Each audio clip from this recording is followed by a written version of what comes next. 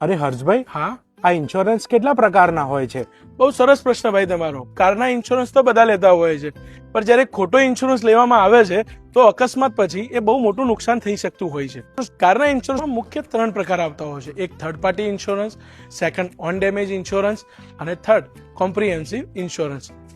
Party ઇન્સ્યોરન્સની અંદર તમારી કારથી કોઈ બીજા વ્યક્તિ, એના વાહન કે કોઈ પ્રોપર્ટીની નુકસાન થાય છે તો ત્યારે તેના ખર્ચા આવરી લેવામાં આવે છે.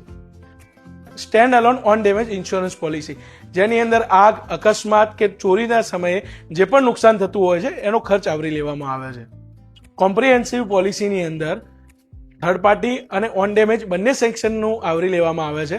એની અંદર એક્સ્ટ્રા તમે એડોન્સ પણ લઈ શકો છો, જેવા કે ઝીરો ડે કન્ઝ્યુમેબલ, એન્જિન પ્રોટેક્શન, આ અનેક પ્રકારના એડોન્સ તમે એની અંદર એડ કરાવી શકો છો, જે આપણી ગાડીને થતા દરેક પ્રકારના નુકસાનને આવરી લે છે. હંમેશા એક હોશિયાર ગ્રાહક કોમ્પ્રિહેન્સિવ પોલિસી ચૂઝ કરે છે.